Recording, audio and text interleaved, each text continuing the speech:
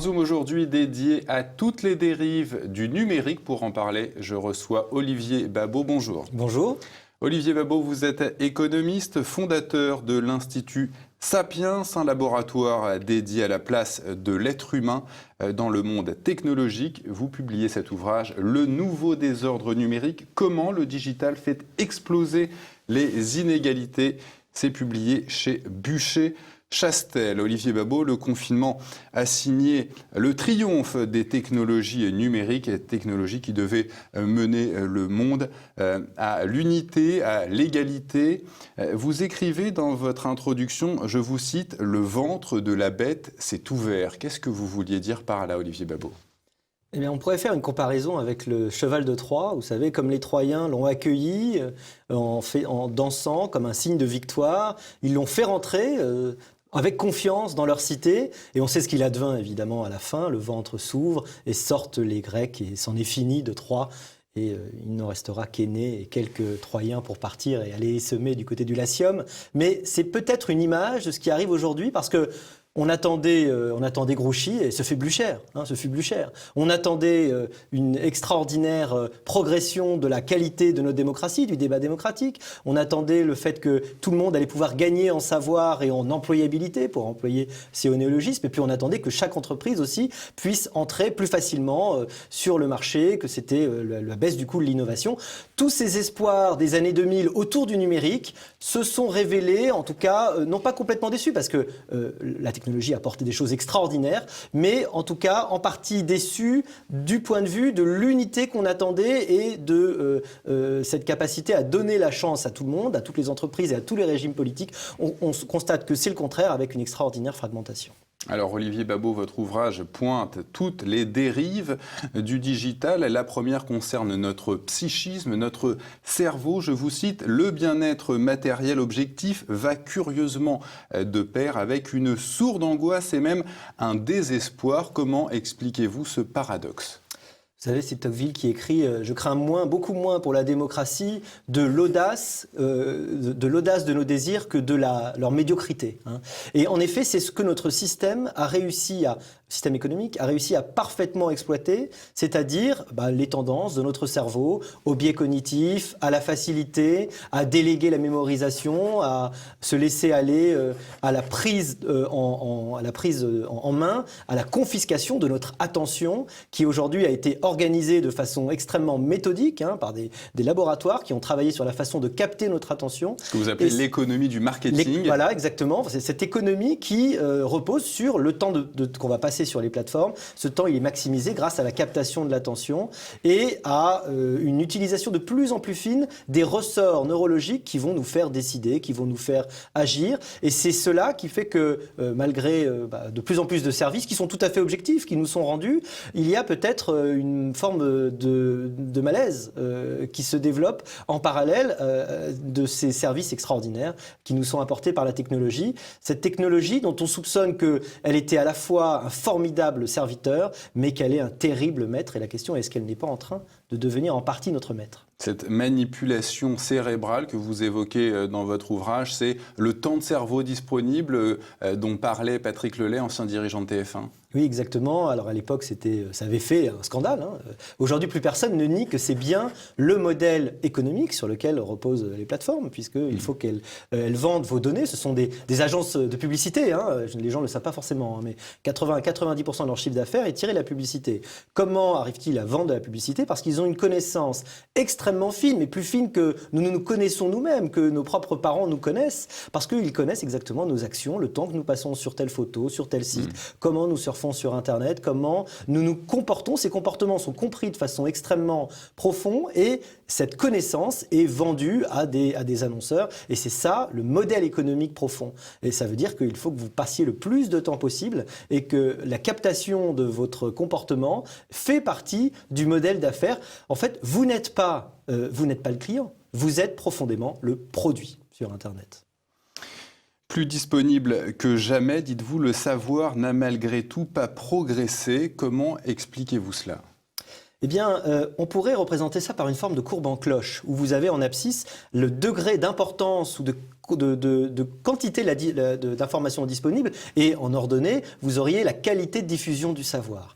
Autrefois, pour dire dans l'Antiquité, au Moyen-Âge, un savoir très peu diffusé, une toute petite élite de lettrés qui a accès. Puis à partir de Gutenberg, notamment, c'est ce qui a permis la réforme, une explosion de la diffusion de cette information. Aujourd'hui, cette information a à nouveau explosé, elle n'a jamais été autant disponible, et à coût quasi nul. Il y avait au début 2020 cette image assez étonnante des encyclopédies universalistes qui étaient mises sur le trottoir, parce que le coût d'accès, l'accès est devenu quasiment universel au savoir, et paradoxalement, ça n'a pas augmenté la diffusion de ce savoir. Pourquoi ? Parce que un clic de souris, malheureusement, c'est un clic de trop pour beaucoup de gens, et que malheureusement la curiosité reste la chose peut-être la moins bien répartie du monde. Et donc on n'a pas vu, en tout cas pour l'instant, on a peut-être vu même le contraire, même sûrement vu le contraire, c'est-à-dire que cette explosion informationnelle, et les Canadiens disent joliment, les Québécois disent infobésité, cette obésité informationnelle, elle noie plus que jamais l'information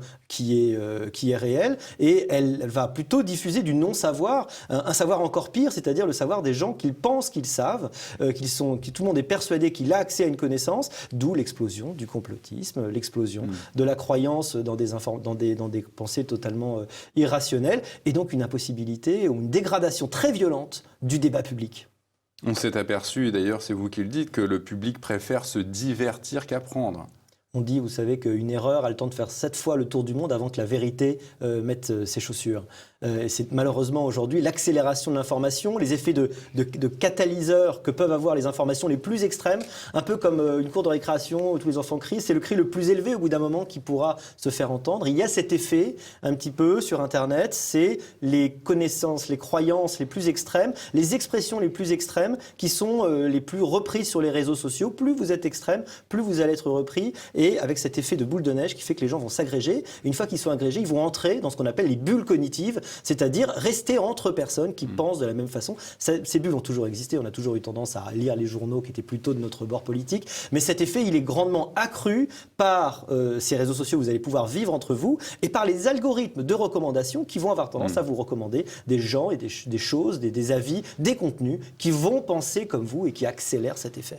Alors, après le plan psychique, après le plan culturel, évidemment, le digital a des incidences sur l'économique. Avec l'avènement justement de ce numérique, on constate la fermeture des marchés, l'avènement de quelques grandes multinationales monopolistiques qui ont imposé littéralement leurs conditions. Comment, justement, on en parlait, la plateforme numérique est devenue le modèle gagnant de ce siècle ? Alors, il y a une chose à comprendre très simple, c'est ce qu'on appelle la loi de Metcalfe. Metcalfe, c'est la personne qui a proposé, donc c'est la loi qui est sous son nom, qui est que l'idée que l'utilité d'un réseau est égale au carré du nombre de ses utilisateurs. C'est donc une exponentielle. Plus vous avez d'utilisateurs, plus votre réseau a de l'utilité et puissant. Prenons un exemple.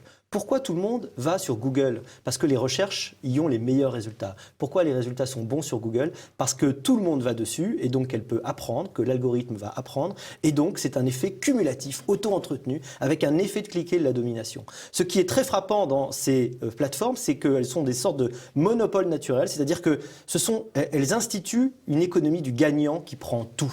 Le gagnant va tout prendre. Si vous êtes un tout petit peu devant, dans l'exponentielle, comme elle tangente une verticale, ça veut dire que vous allez être extraordinairement devant. Et donc, le premier va tout prendre. Et tout le monde, au bout d'un moment, va avoir intérêt à aller sur la plateforme. Et la plateforme va devenir de plus en plus puissante. C'est ce qu'on observe avec Amazon, on pourrait le dire avec Netflix aussi, et avec toutes ces plateformes qui arrivent à créer des écosystèmes fermés. Et donc, elles agissent un peu comme des trous noirs, aspirant aussi d'ailleurs les autres innovations. Elles ont tellement de puissance. Songez aujourd'hui que la somme des valorisations des entreprises technologiques américaines, c'est supérieur à la somme de toutes les valorisations boursières européennes. Et que si vous prenez seulement Apple ou Microsoft, chacune de ces entreprises à elles seules, en valorisation boursière, est supérieure à la somme du CAC 40 français, évidemment.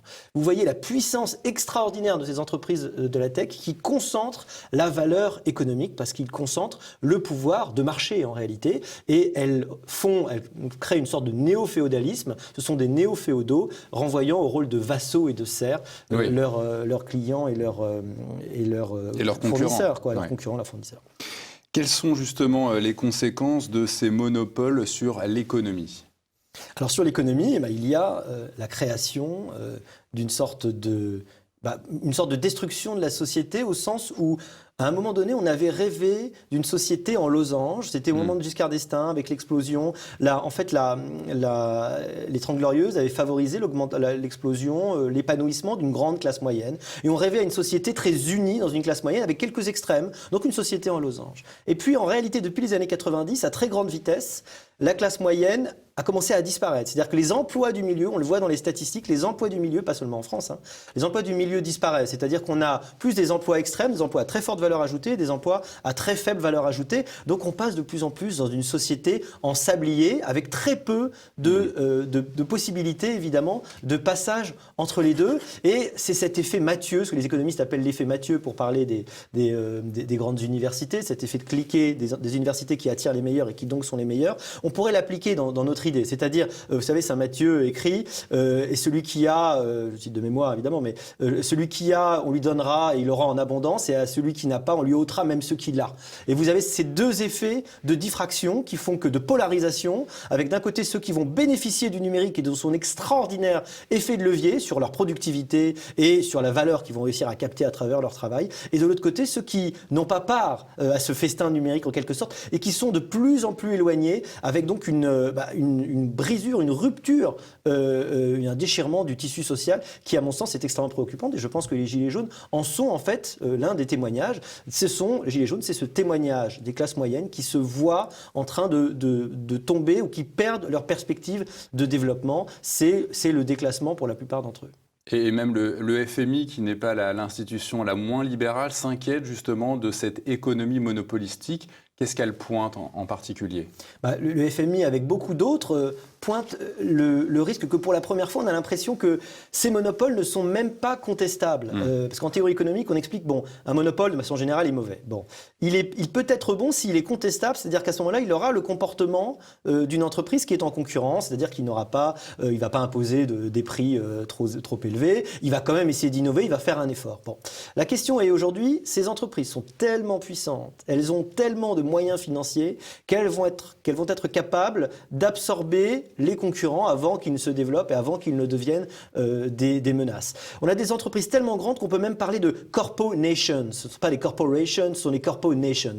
C'est-à-dire des entreprises qui atteignent quasiment à un rôle politique, à une capacité politique. Par exemple, Facebook fait aujourd'hui, de fait, la censure, ce qui se peut se dire, mais ne pas se dire. Le président Macron avait d'ailleurs reçu le président de Facebook en tête-à-tête comme un chef d'État. Exactement, comme un chef d'État. Ce sont les entreprises qui ont la taille, mais peut-être de plus en plus aussi le pouvoir des États et le pouvoir très concret. Parce que quand vous avez l'information, l'accès, quand vous décidez ce que vous pouvez montrer et pas montrer, vous avez quand même une bonne partie du pouvoir de création de l'opinion, de fabrique de l'opinion et d'influence sur ce que vous pensez et même sur ce que vous pouvez faire très concrètement. Vous êtes de plus en plus proche de ce que peut être un État. Maintenant, sur le plan sociétal, vous dites que le numérique fragmente le monde en deux, que les hommes n'ont plus de désir d'unité, qu'ils sont indifférents les uns aux autres. Il suffit d'aller dans le métro parisien pour se rendre compte de ce phénomène. Qui sont les gagnants et les perdants que vous appelez quelque part les inutiles ? Vous savez, les archéologues identifient les cycles civilisationnels à l'édification et à la suppression des murs. C'est très intéressant. En Crète, par exemple, les palais de Minos, non, Minos c'est totalement mythique, disons qu'on attribue à Minos, évidemment, à cause des labyrinthes, des bases. On dit, c'est très étonnant, ils sont ouverts sur la campagne, parce que c'était une époque où tout le bassin méditerranéen vivait dans une paix assez formidable. Et puis sont venus des envahisseurs, et on a édifié à nouveau, et on a les palais mycéniens qui ressemblent plus à des châteaux forts. Pareil, la Pax Romana, avec des villas qui étaient ouvertes sur la campagne, et puis évidemment effondrement de l'Antiquité, début du Moyen-Âge, et puis la féodalisation autour de grands murs. Eh bien, le retour des murs, c'est ce qu'on voit. C'est-à-dire que les villes qui ont été l'endroit où, vous savez, entre le Tigre et l'Euphrate, s'est créée la civilisation grâce à cet effet extraordinaire d'innovation et de création qui vient dans le fait de mettre les gens ensemble. Aujourd'hui, la ville serait plutôt un fossoyeur de la civilisation, puisque c'est là où on a des séparations physiques et des séparations entre communautés qui ne vivent plus ensemble, mais qui vivent côte à côte, voire, évidemment, comme le disait un ancien ministre, face à face, de plus en plus. Cette séparation, cette mixité sociale dont on parle d'autant plus qu'on n'y arrive plus en réalité. Les villes sont de plus en plus polarisées, séparées avec des centres-villes. On pourrait parler de Paris, mais c'est le cas de bien d'autres grandes villes.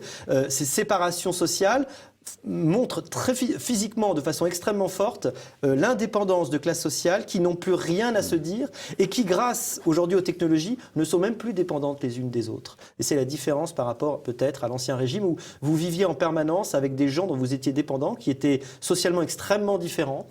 Ontologiquement, vous n'aviez pas, quand vous étiez un grand seigneur, de crainte quand vous étiez avec un serviteur. Pour vous, il y avait une telle différence que ça n'était pas un problème, et vous viviez avec lui tous les jours et de façon extrêmement proche. Aujourd'hui, nous avons paradoxalement une égalité sociale qui se traduit en fait par des fragmentations de classes physiques, y compris physiques, et donc aussi culturelles et de façon de vivre, qui est extrêmement frappante et qui se développe à la faveur du numérique. Vous l'évoquiez tout à l'heure, Olivier Babot, le fait que la société passe d'une société en classe en losange à une société de classe en sablier, et vous reliez ce phénomène à la planche à billets, ce que font les banques centrales. Est-ce que vous pouvez nous expliquer ce phénomène ? Oui, il y a un effet accélérateur. Je ne sais pas si les Français ne sont peut-être pas tous au courant qu'il y a une création monétaire énorme qui se fait depuis un moment, depuis plusieurs années, avec de la création monétaire de la part des banques centrales. Cette création monétaire, où va-t-elle ? Elle va par différents canaux, elle va augmenter le prix des actifs, puisque cet argent il doit se retrouver quelque part.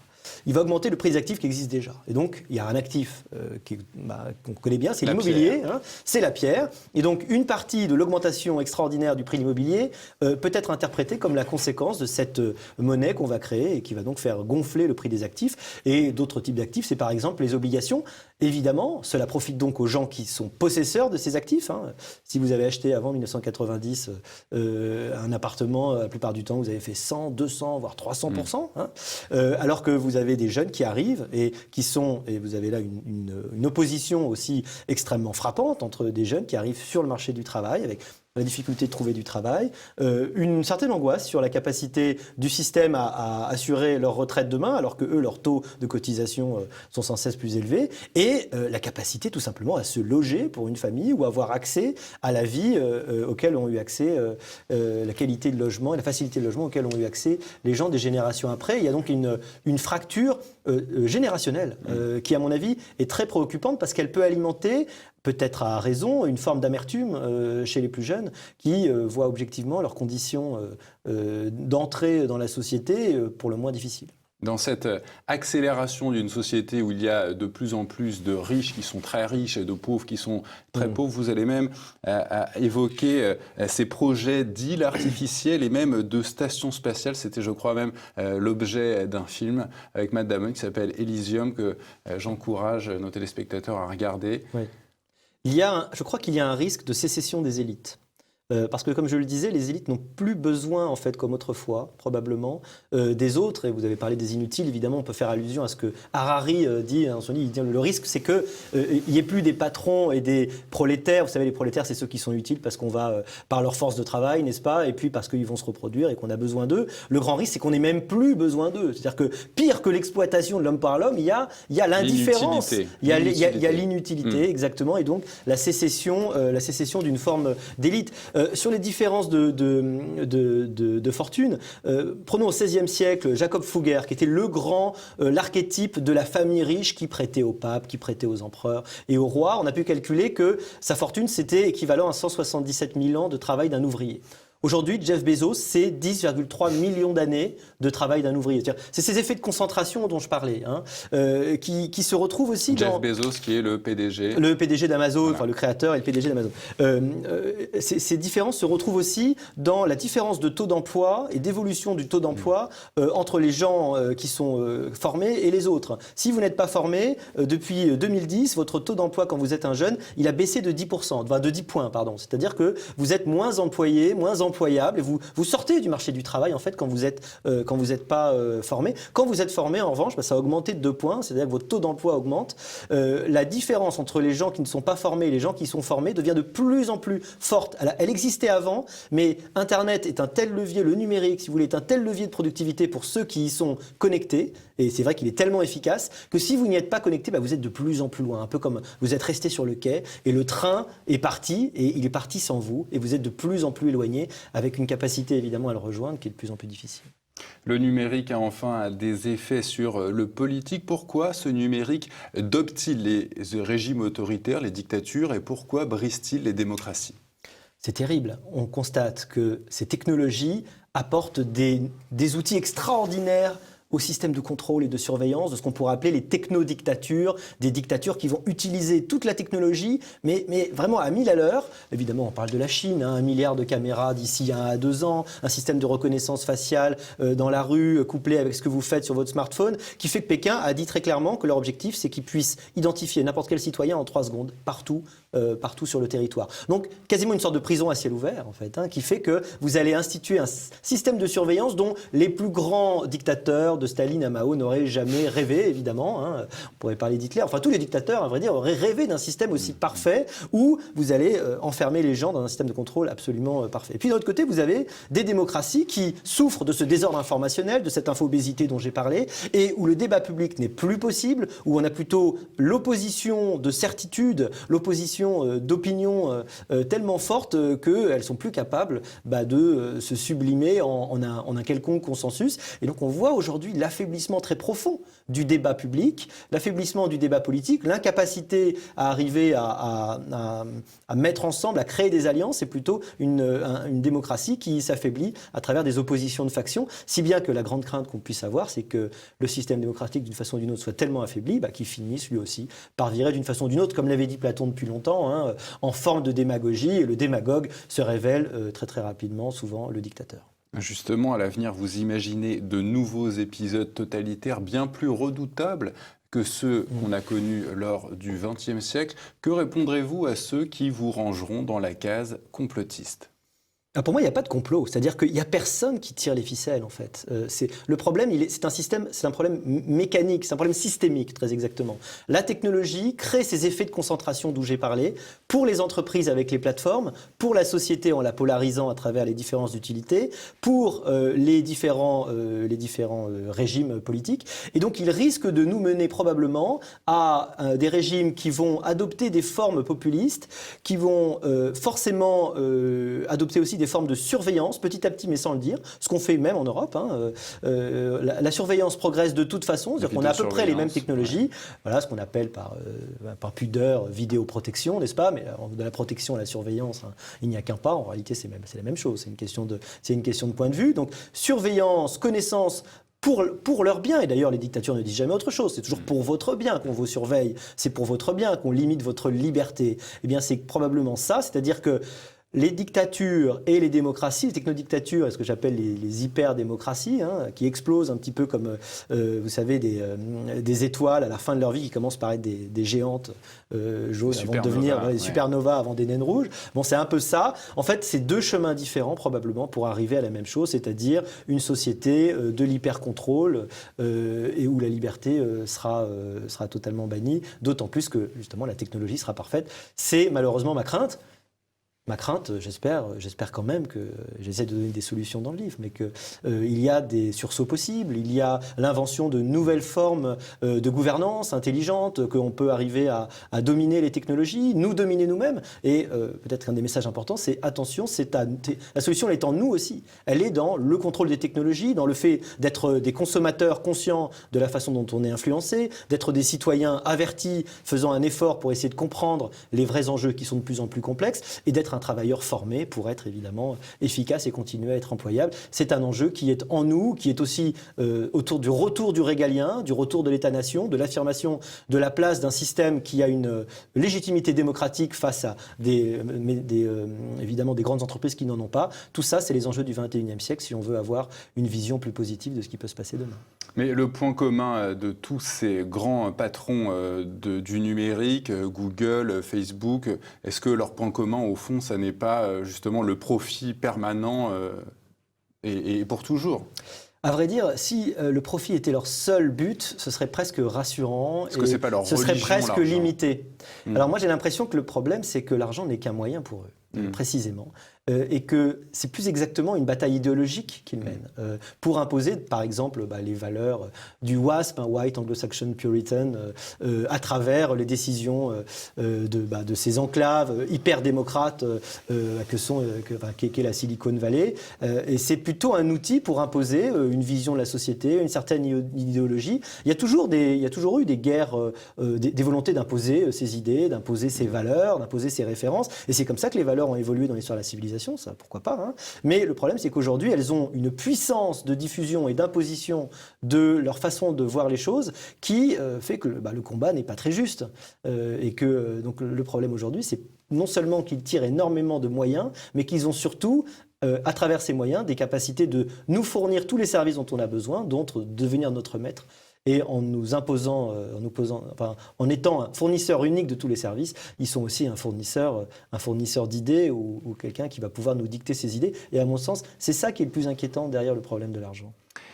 Olivier Babot, à la question « De quoi meurt une civilisation ?» vous répondez de la peur, et je vous cite « Le citoyen postmoderne est devenu une frêle petite chose que la moindre évocation d'une pensée non conforme traumatise, pousse à la victimisation. Comment l'humanité peut-elle réchapper à cette peur ?» Une forme de cette dégradation de la politique en démocratie dont j'ai parlé, c'est typiquement, vous savez, ces universités américaines qu'on appelle des safe spaces, hein, c'est-à-dire c'est des endroits où les étudiants n'ont plus l'habitude et ne supportent plus qu'on exprime une opinion différente d'eux. C'est-à-dire que la discussion est complètement morte, le dialogue est complètement mort, la possibilité d'arriver à se confronter à des pensées différentes, quitte à les contester, quitte à les critiquer, quitte à être capable d'argumenter, est complètement morte. Et pour moi, c'est là profondément que est en train de se nicher la crise du politique. C'est-à-dire qu'il n'y a plus de débat, il n'y a que l'espèce de domination du catéchisme orthodoxe, progressiste, qui nous vient des États-Unis, qui est censé être évidemment absolument impossible à critiquer.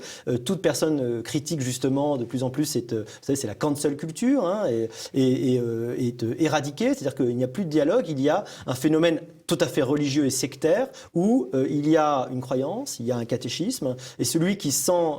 c'est le macronisme en France, celui qui s'en écarte. Alors non, je ne crois pas, le macronisme, il est beaucoup plus ouvert, en réalité, il est très gentil, hein, à côté du progressisme qui est en train de s'imposer. En tout cas, moi je suis très très inquiet de l'incapacité qu'ont les idées divergentes aujourd'hui à communiquer et à se confronter de façon constructive. Voilà, c'est ça qui m'inquiète beaucoup. Moi, je trouve qu'on n'arrive plus à se confronter assez avec des gens avec qui on n'est pas d'accord, parce que si tout le monde est d'accord, évidemment, ça veut dire que plus personne ne pense rien du tout.